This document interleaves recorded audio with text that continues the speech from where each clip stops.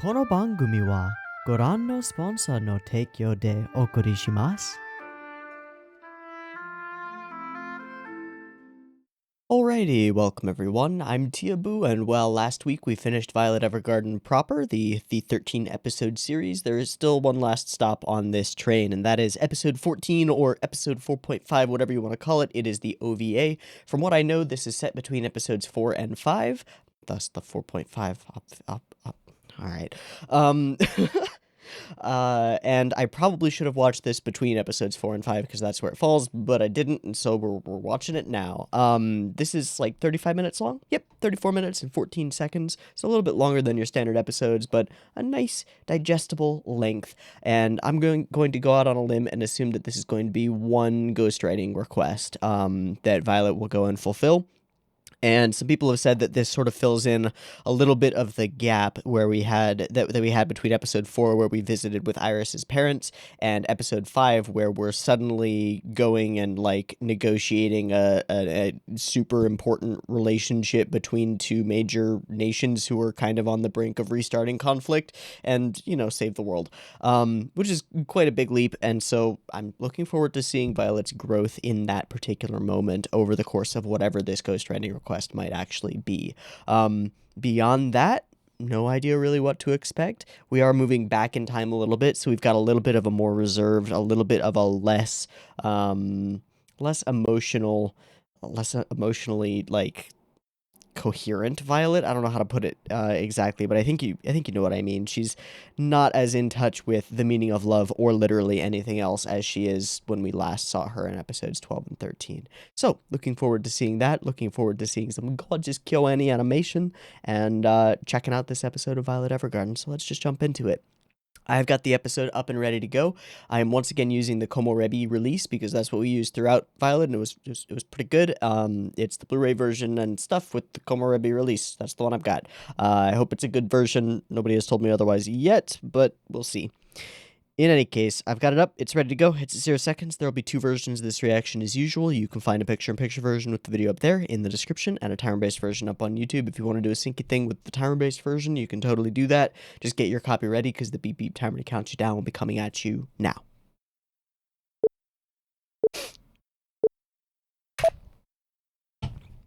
Streetlights.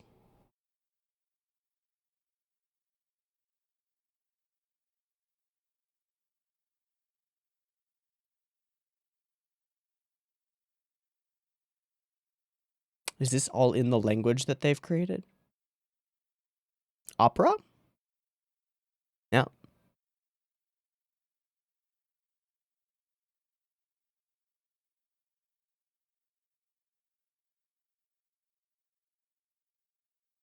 Who does she look like? She looks like another KyoAni character.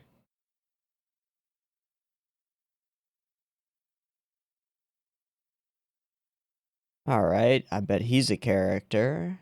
Oh, hi, Violet.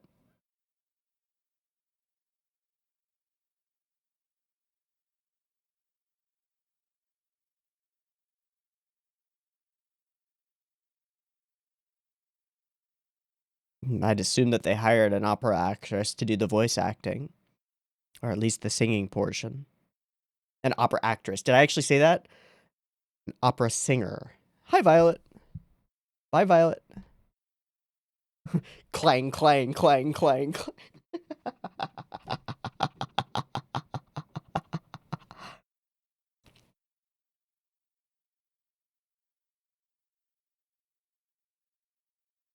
Oh, she's writing for the opera singer? Cool. Oh, she is clang clanging. Clang, clang, clang, clang. Cracking myself up. Great way to start. Super serious show. No tonal dissonance.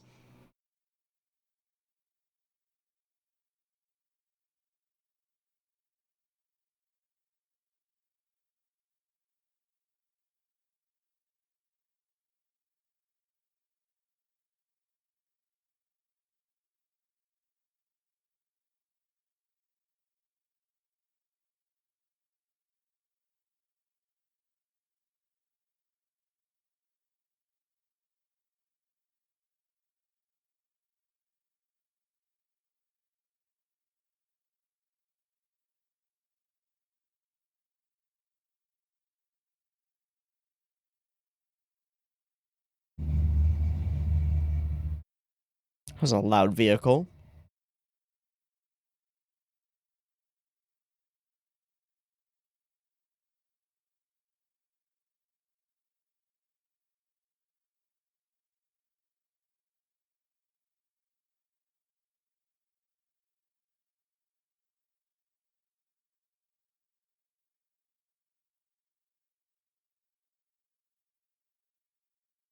So what's the request, I wonder?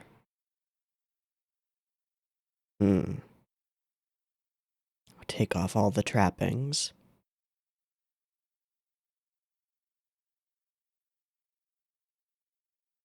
Irma and Ardo.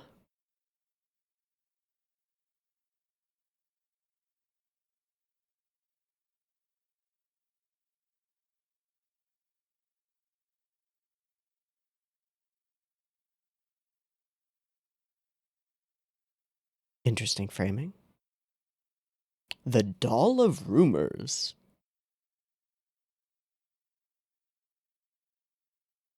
The Academy?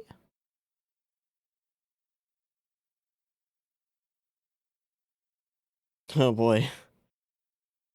Yeah, holy gifts. Alright.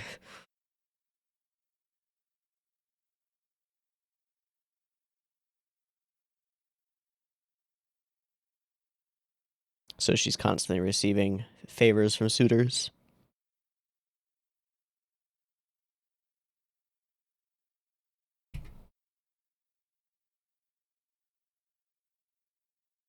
Some kind of stress from her composer or her conductor. Maybe related to the suitors and stuff? Maybe. Oh, hi. Street clothes.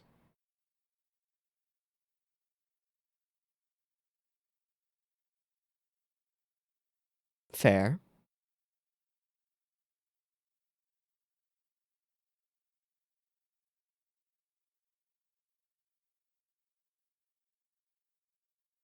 Mm-hmm. Okay.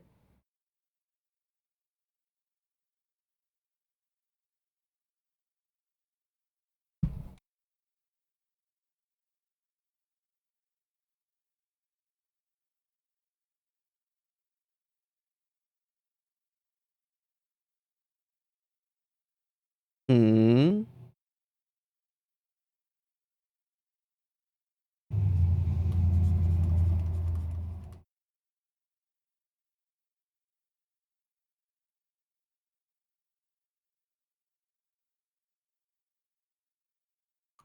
Modest?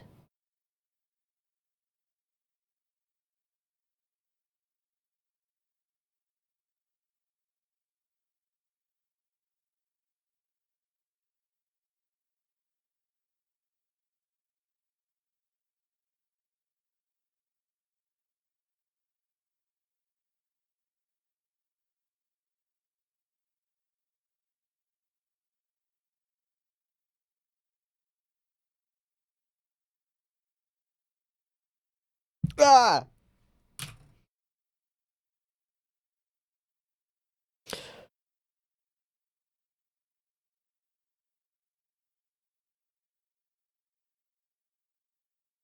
There's something weird about this whole thing.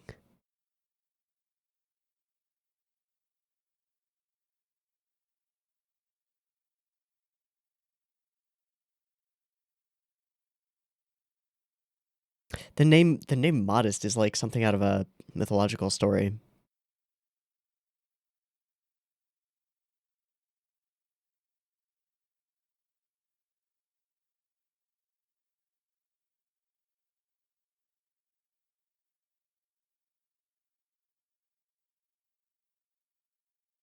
Not what you were expecting.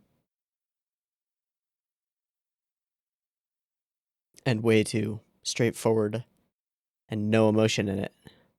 Yeah, it's a report. And so I went back to what I know.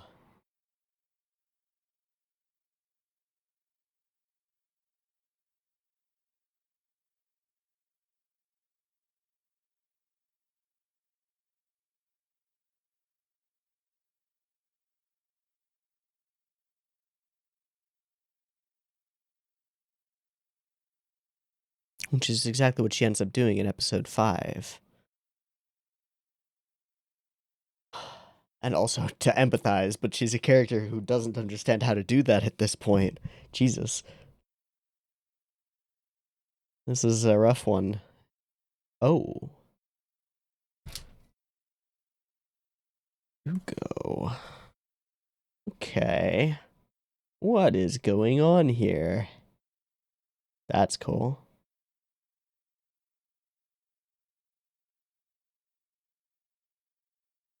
Reading up on love poetry and love letters.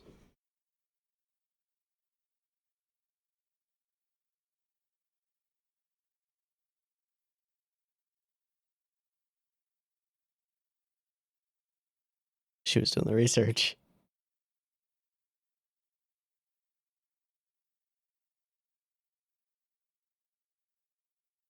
Are you trying to get her to write like an outline for a play? Oh, that's the place where okay. Research and research. So this is some of that growth that we see by episode 5. Different word. Oh geez. It's a little too much of the I love Zeus. Yeah.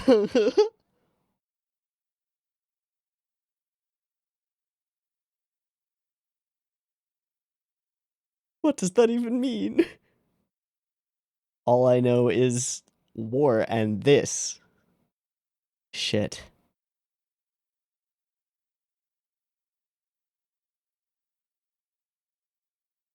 Violet is struggling.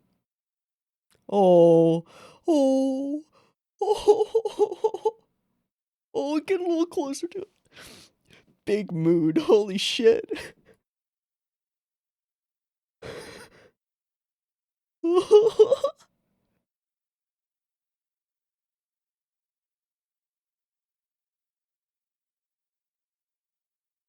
What a moment.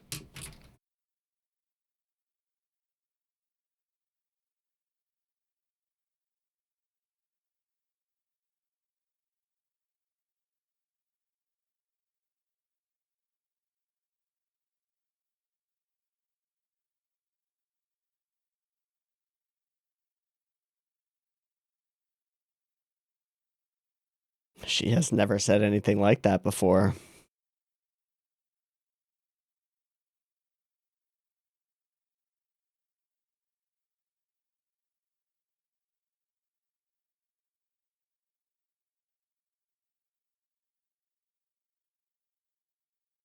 Hmm. Nope, I'm out. No thanks. The books keep piling up.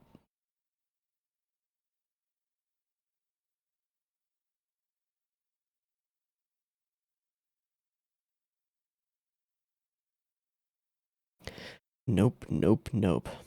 All these foreground objects, flowers mostly.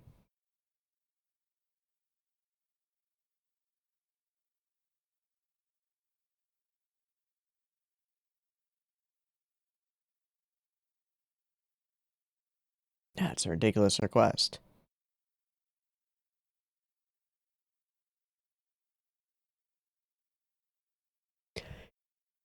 Was I right?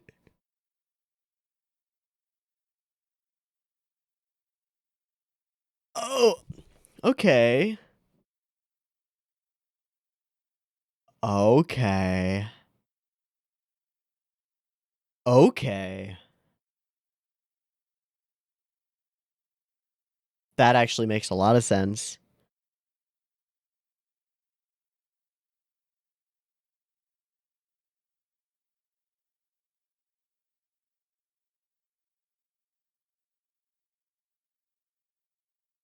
Whoops. Thanks, Claudia. Uh, okay. But in song. In opera. Gonna write it. Yeah, totally. You just have to write a really good love letter that has to be sung to a particular melody. Are we gonna collab on it? Yeah. Blush.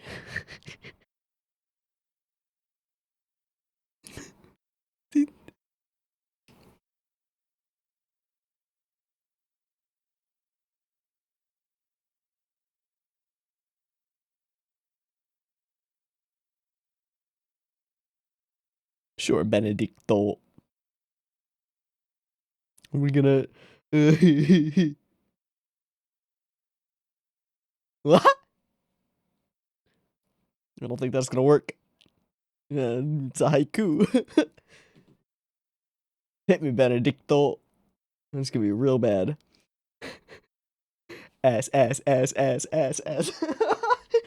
All I could hear.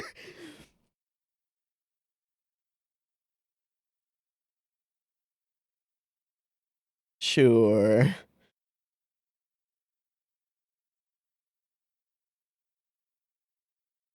Give it all to me. Do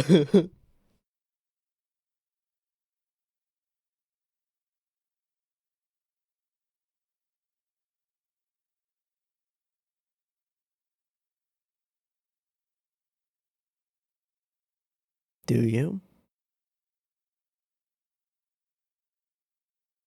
You still have to write it. What is this, a memorial? Hugo? Ardo? Hi.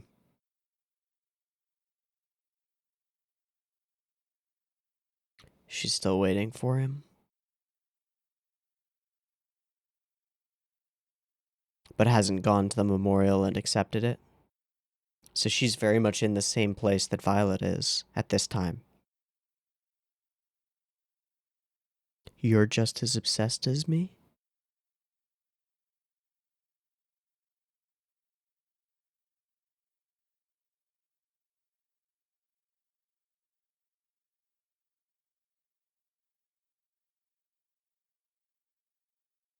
No, we gotta synthesize.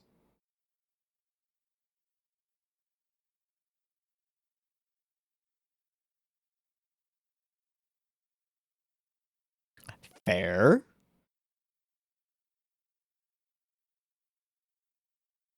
Yes, give us information that will help us put this all together. Perfectionism.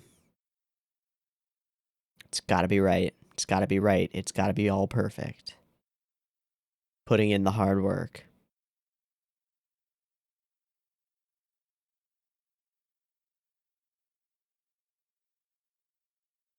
Because it's a story about this war. It's a story about now, and she's trying to tell a story about it. To tell a message.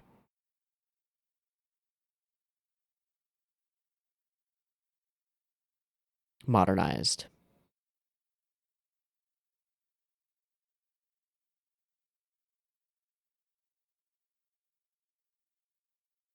Something that shakes the world. Something that resonates.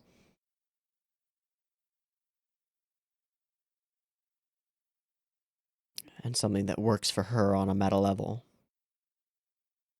So if we can tap into that scarring that Violet has, and who did you lose?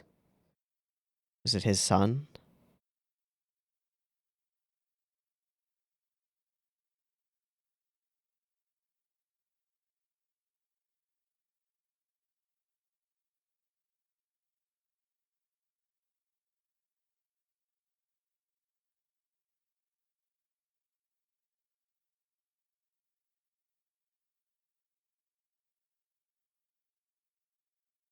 The one that she'll never be able to deliver.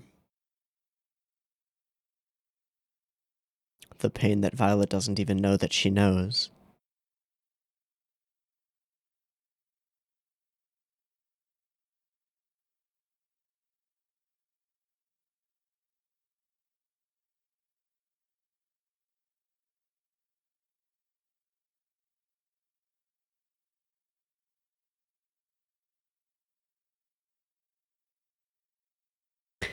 Fuck yes. Alright, that got me. She's the one. Wow.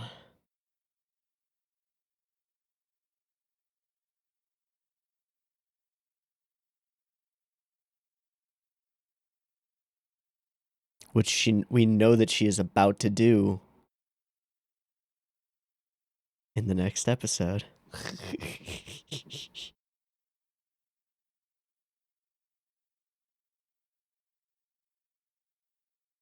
Was a strange scene?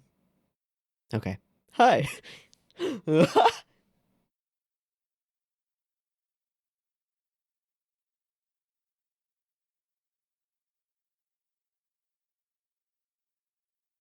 I need to understand the truth, yo.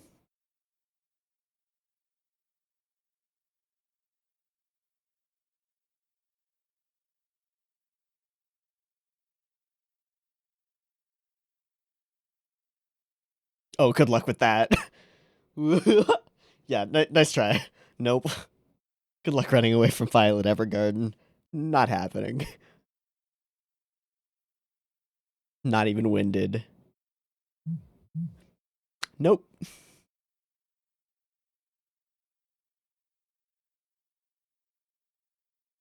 She's seen her hands, right? She didn't even question it.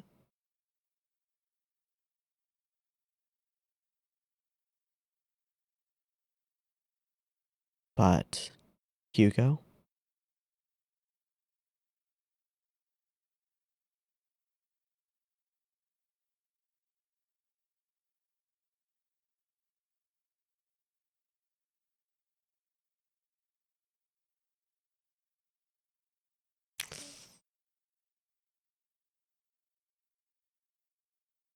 If we haven't, though, then we won't.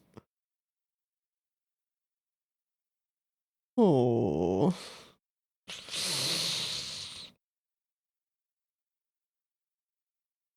Well.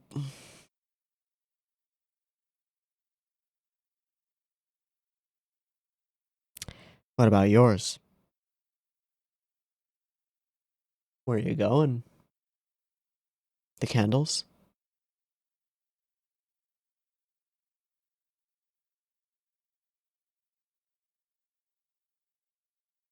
Hmm.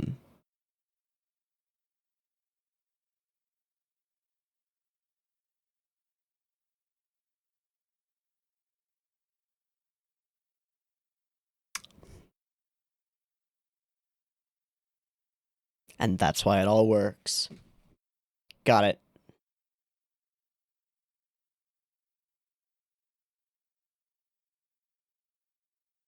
Flashback.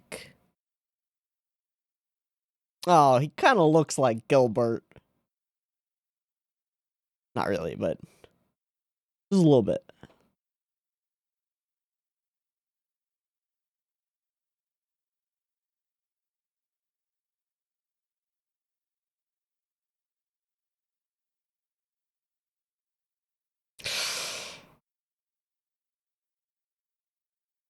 Oof.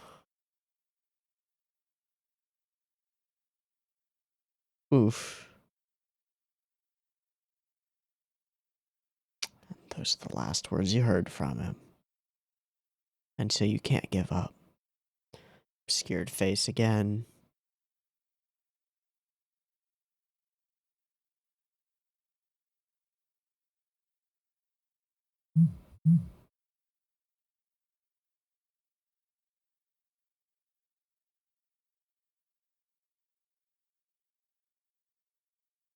Oh.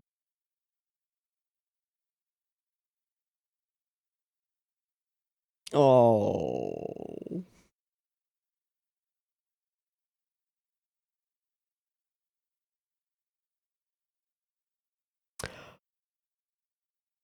Oh, that hurts even more.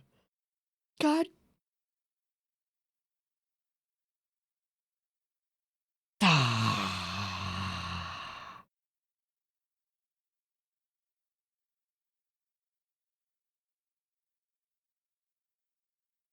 Like a lot better, yeah. Well, I mean, yeah. No, it'll be scary too. You'll have to tap into your own fear. Yeah. Yeah. Yeah.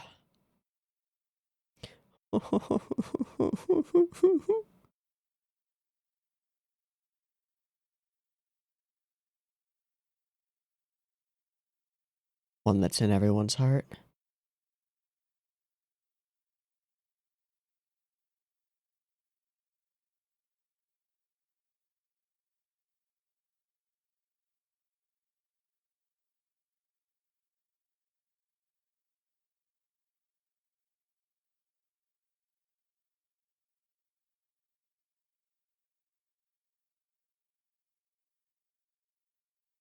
Up late thinking.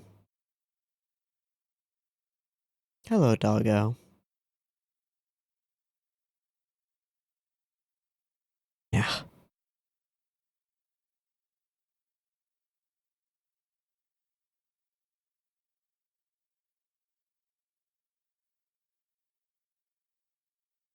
Oh, hi.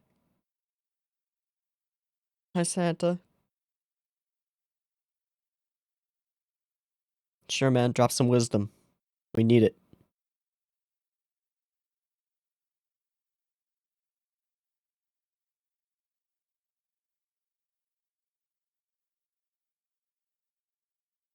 Fuck.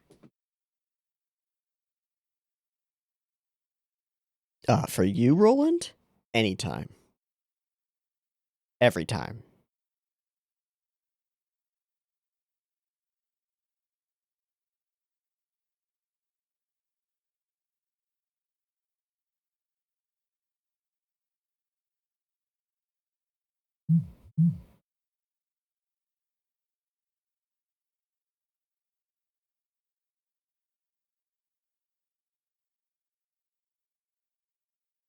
Damn, that's pretty.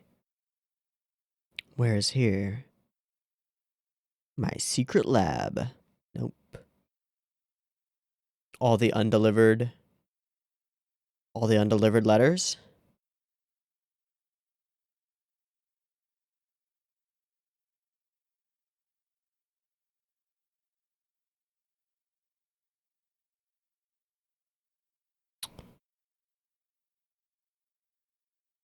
Letters that could never be delivered. Man, that adds so much to Roland's later words. That's awesome.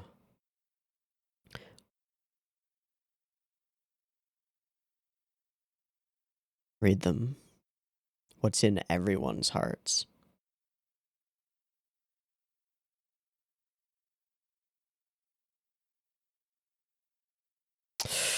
There's that phrase.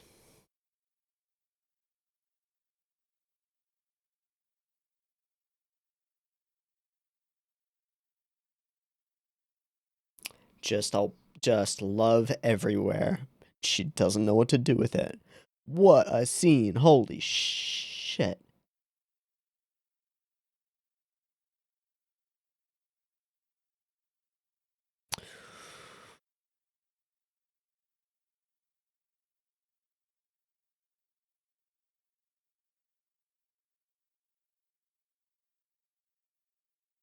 Yes, it does.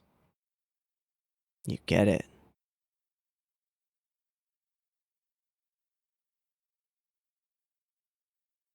Oh, wow.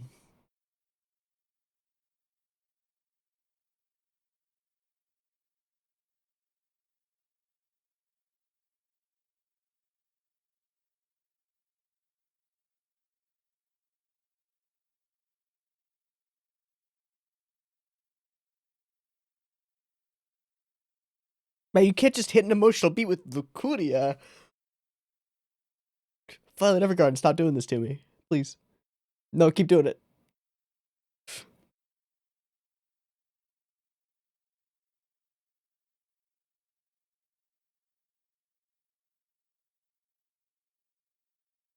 Hello, doggo.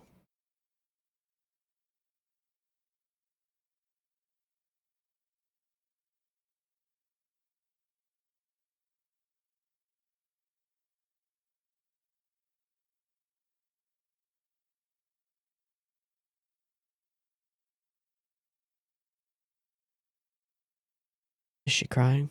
Yeah. Nope, that's the one.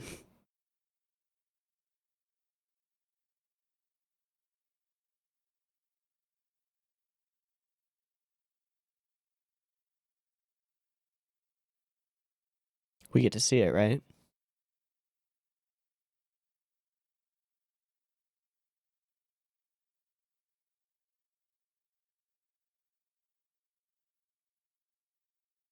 Didn't think you could do it. But you did it.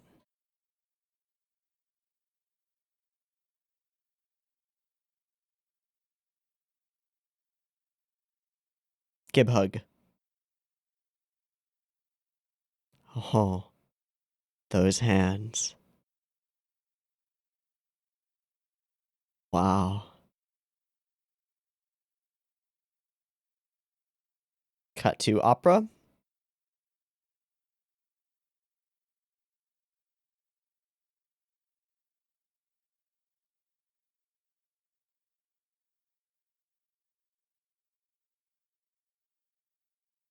I just got chills like all up and down my spine.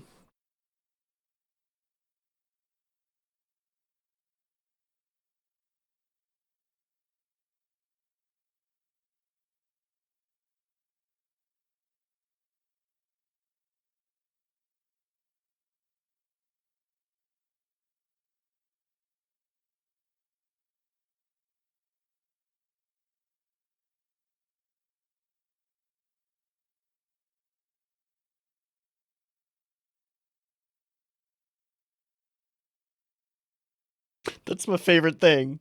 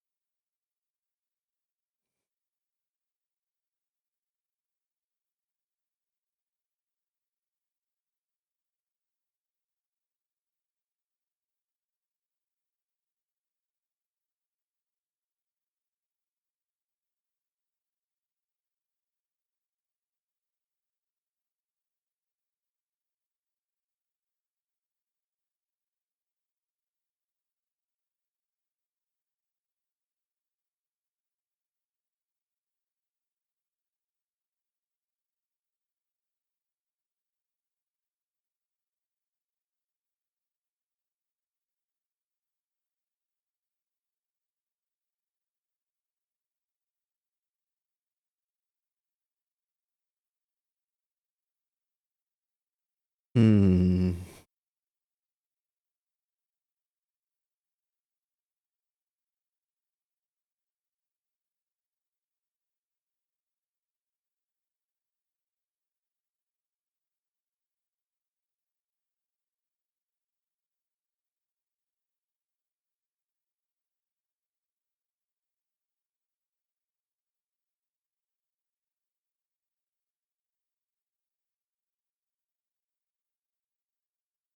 Excellent.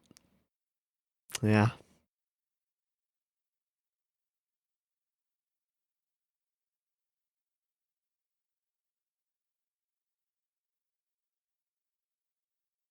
The day you understand I love you will surely come.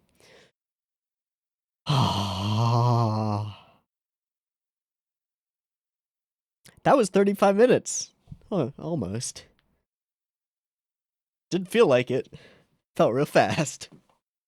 That was a really good episode. Wow. Okay. I'm glad it was 35 minutes. It would have felt rushed otherwise. This way we got to take time with it.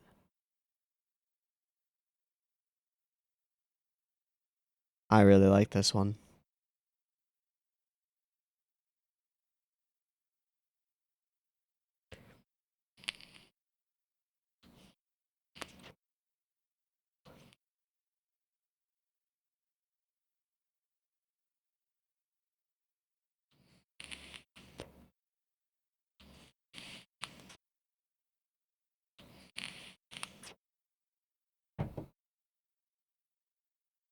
The songstress aria.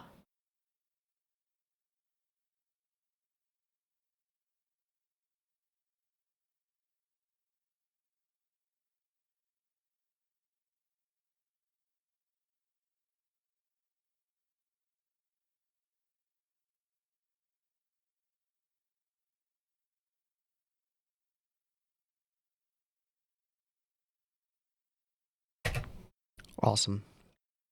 So, as I was saying, as we were kind of winding out, I really appreciate that this is a little bit longer. It allows KyoAni to do what I think KyoAni does best, which is to take quiet moments and convey things about our characters using very careful facial expressions, motions, and scenes. The one that stands out in my mind is the first time that we see Irma in front of or near the memorial, the place with all of the pictures of the missing soldiers, I assume is what they are, and I assume notes to them and the candles of people praying for their safe return. There is so much in that one scene that I just want to go and attempt to dissect it. So let's find context for it. So we're here, we're at the play, we see her singing. She's a hoity-toity opera singer, and she's really good. Great. Cool. Bioreto shows up. We see a bunch of scenes where her face is obscured by foreground flowers that are blurry, which is kind of an interesting touch and gives us sort of a weird feeling for this whole conversation. And then she is ushered out as all of the boxes and gifts and bags and things come in. Clearly, Irma, being a popular on-stage actress and opera singer, has a lot of people who are interested in her and who appreciate her as an artist and as a woman. And so they're constantly plying her with gifts. Got it. Great. Little moments. Things like the shoe tapping add so much to her character. Everything about these scenes adds to Irma's character because she is the core focus of the episode. And these little moments where she looks down or looks away or lies a little bit, trying to obscure her motivations from Violet just a little bit. Although I guess they put in the request relatively clearly. We get the military toned letter. Night strikes. Try again. Do the montage of trying and trying and trying and trying and trying and trying. And then the moment, oh, Violet. You just want to hug her.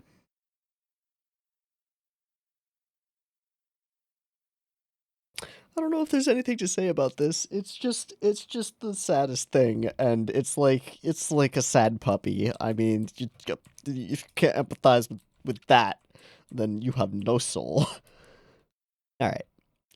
Iris being a little bit more comfortable around Violet after episode 4 is nice to see. We saw it in in episodes before, but it's nice to see there. Again, foreground objects obscuring the view. We meet with him. Where's the scene? I thought it was before that.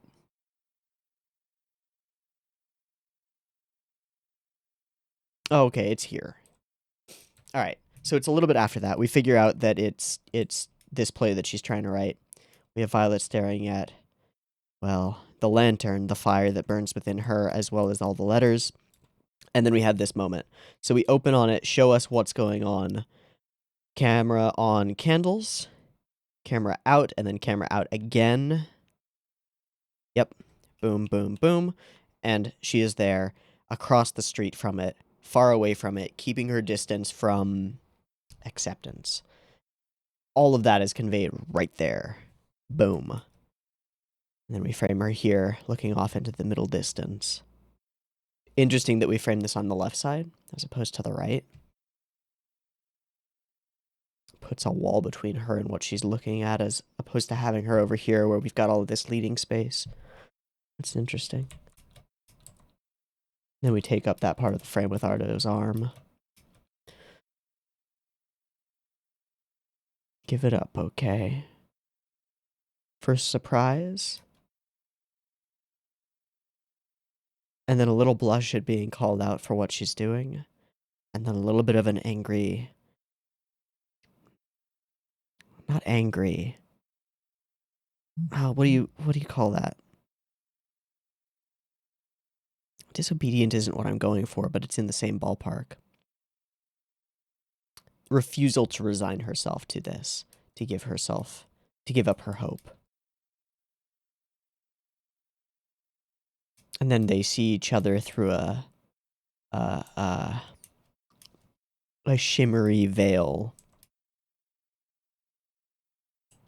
They're connected by this bond to a particular person that both of them had in very different ways, and by the loss of that person, which affects them in very much the same way.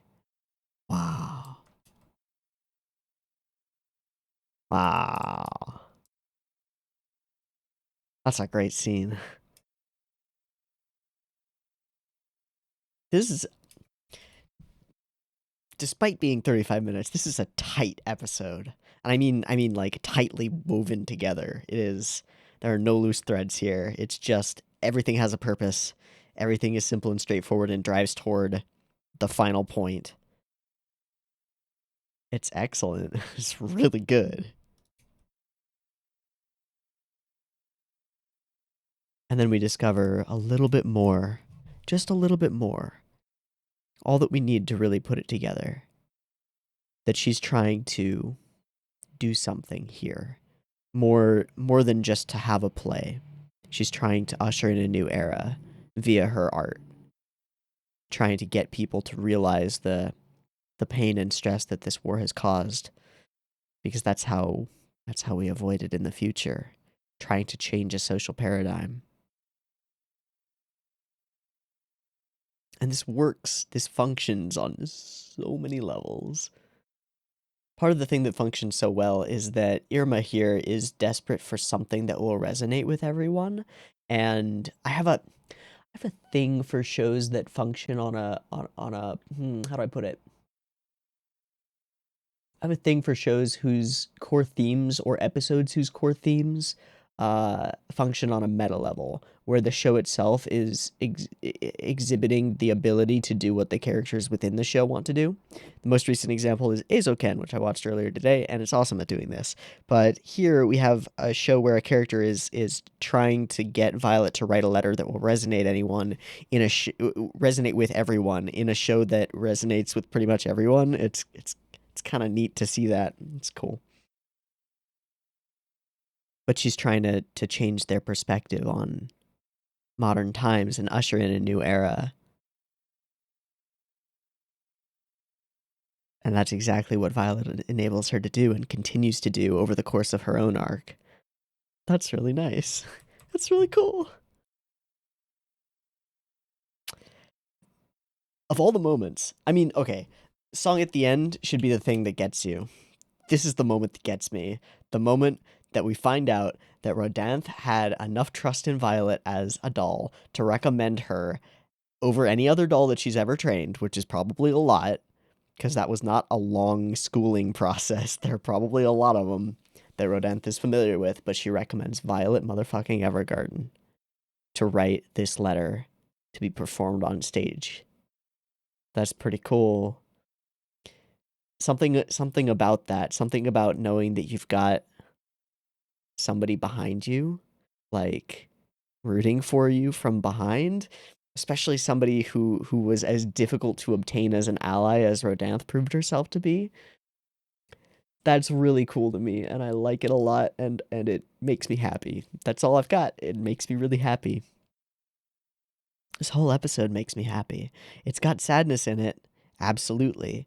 The scene where we end up at the candle place, um, and the soldier is reunited with his lover, while everyone else stands around just waiting. That's tragedy. That's fucking rough. I don't like it, but it's perfect for the moment that we're going for, and it functions amazingly well. To put these two characters so small in the midst of all these people, to bring them together, to show them that they share some kind of similar bond.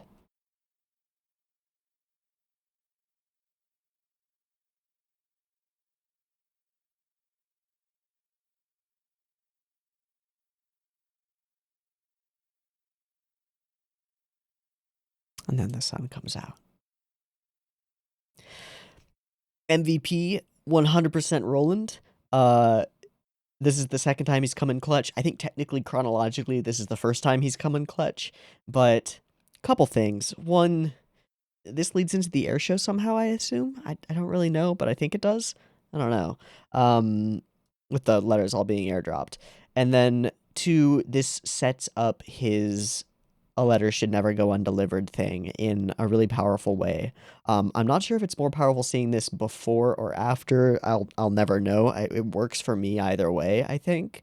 But showing that part of his reason for not wanting a letter to go undelivered is because he has seen so many letters that have gone undelivered, and that saddens him.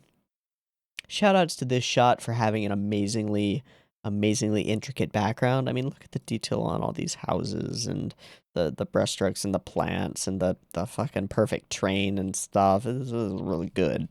This looks great. And then we enter here and discover what's in everyone's hearts. I love you. And so that's the core of our song, but not I love you, I love you, I love you, I love you, I love you. Something better. And once she finds that, it taps into her own experiences. This is an important thing to say, whether I understand it or not. And then the ending scene. The ending lyrics that Violet wrote and that now have entered the hearts of all these people listening and watching and will for however long this play runs. Clang, clang, clang, clang. Excellent. Excellent episode. Super well produced, as is to be expected. No hint of OVA-itis, like, oh, we'll just half-ass it because it's an OVA. No, it's more like a third of a movie, really, is what I would call it. This is movie quality. Not KyoAni movie quality, but anybody else movie quality for sure. KyoAni movie quality is a couple steps above even this. Jesus. Crazy people. Excellent episode. Solid theme. Solid, concise, small character cast. I mean, we've got all these other characters that we already know. We've got Benedict and Kateria and Claudia and everybody else is there too. But they're not really. This is the story of Violet and Irma and Ardo, and Violet coming to understand their trauma and writing what they need. But also to understand sort of the universality of certain types of human experience.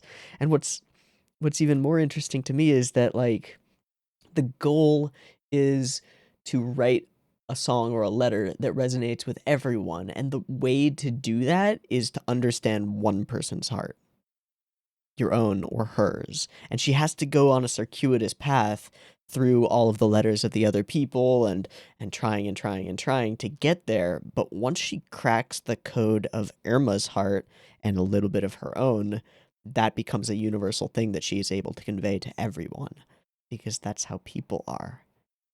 If you can put it into words and it's a true feeling that somebody else has or that you have, it will probably land. It will probably be understood. Whether they can necessarily relate to it directly or not, we can understand other people if their meaning is conveyed well. And that's something that the show does, that's something that Violet does, and that's something that Irma then does through the song, and it works on every level. General production, awesome. I wonder which Japanese opera singer they hired to do the opera singing parts, and also voice acting for Irma. I'm not sure if it was the same person doing the singing and the voice acting. I'm just not good enough at picking out voices that way to know. But she did a really good job. Everyone on staff, I think, did a really good job, and this ending scene is gorgeous. The whole episode is gorgeous and well done. I really thought we were gonna go down the road of like, oh, Irma's like a real difficult client. This is really hard, and I found myself really appreciating her as a character super fast, way faster than I expected. So probably right around here, once it clicked for me that like, oh, she's been waiting for someone and she's trying to convey that story on stage. Oh, got it. This is real stuff. Awesome. Glad to have watched this episode or this OVA. It was lovely. I hope you enjoyed it too. It was a good time, and I hope to catch you next week for I don't know. I guess Dragon Maid. Probably. We'll see. In any case, hope you enjoyed. See you next week for something different. Peace.